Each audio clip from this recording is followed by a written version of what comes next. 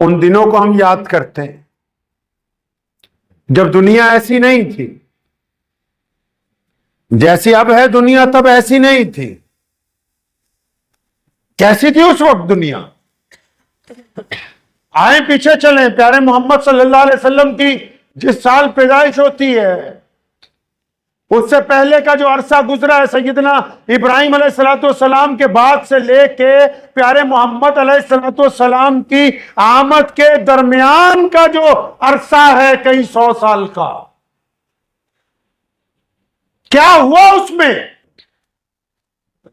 اللہ کے نبی علیہ السلام سے پہلے جو نبی آئے، ابراہیم علیہ السلام آئے، حضرت عیسیٰ علیہ السلام آئے، موسیٰ علیہ السلام آئے، انہوں نے اپنا دین لوگوں تک پہنچایا۔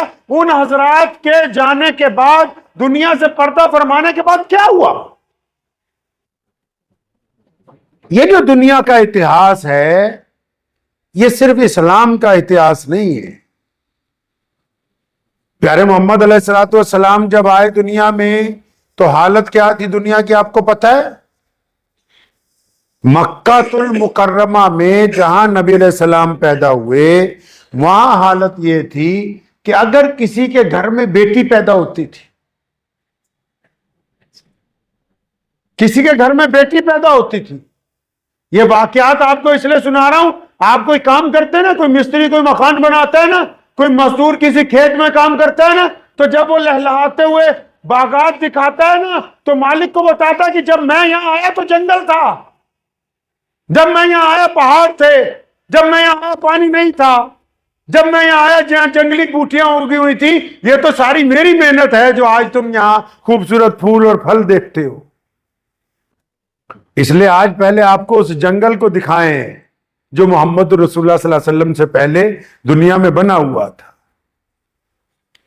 تب یہ بات سامنے آئے گی کہ محمد رسول اللہ نے کیا انقلاب برپا کیا۔ مکہ المکرمہ ہے، کسی کے گھر میں بیٹی پیدا ہوتی ہے، فوراً باپ چھین لیتا ہے ماں سے بچے کو۔ بھائی کیوں چھین رہے ہو؟ کیا بات ہے؟ کہ نہیں کل کو کسی کو داماد بنانا پڑے گا، ہم اسے زندہ نہیں رہنے دیں گے۔ تو بیٹی کو لے جا کے ریت میں دبا کے آتے ہیں، زندہ بچوں کو۔ مکہ مکرمہ سے اور 400-500 میل آگے جائیے، ایک شہر ہے یشرب، وہاں کا جو چودھری ہے، وہاں کا جو بادشاہ ہے، اس نے ایک گندا قانون بنایا کہ شادی کسی کے گھر میں بھی ہوگی، دلہن پہلے محل میں آ کر 1 مہینہ 15 دن ہمارے پاس رہے گی، اور جب ہمارا دل بھر جائے گا تب ہم آپ کو آپ کی دلہن واپس کریں گے۔ لوگ ڈرتے ہیں کہ اگر نہیں مانیں گے تو قتل کر دیں۔ وہاں سے چند کلومیٹر، چند 100 کلومیٹر آگے چلے جائیے، کیسر و کسرا ہے۔ اس یشرب کو آج آپ مدینۃ النبی کے نام سے جانتے ہیں۔ وہاں سے چند 100 کلومیٹر آگے چلے جائیے، کیسر و کسرا کون؟ یہ ایران اور عراق۔ وہاں آگ کی عبادت کرنے والے بادشاہ کا راج ہے، اور اس کا حکم ہے غریب لوگوں کو کہ تم جنگل میں رہو، اچھے پھل اگاؤ، کھیتیاں تیار کرو، اور جب سارا سامان تیار ہو جائے وہ لا کے ہمارے خزانے میں جمع کر دو۔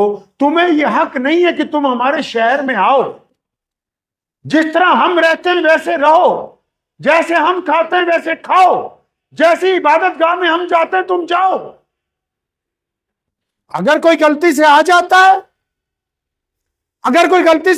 ہے ان کے شہر میں تو اس کی گردن اتار کے لٹکا دی جاتی ہے، تاکہ جتنے باقی غریب ہیں ان کو یہ پتہ رہے کہ یہ شہر جو بنایا گیا، یہ محل جو بنایا گیا، یہ تو صرف امیر لوگوں کے لیے بنایا گیا ہے، بادشاہوں کے لیے بنایا گیا، یہ غریب کا کوئی حق نہیں ہے۔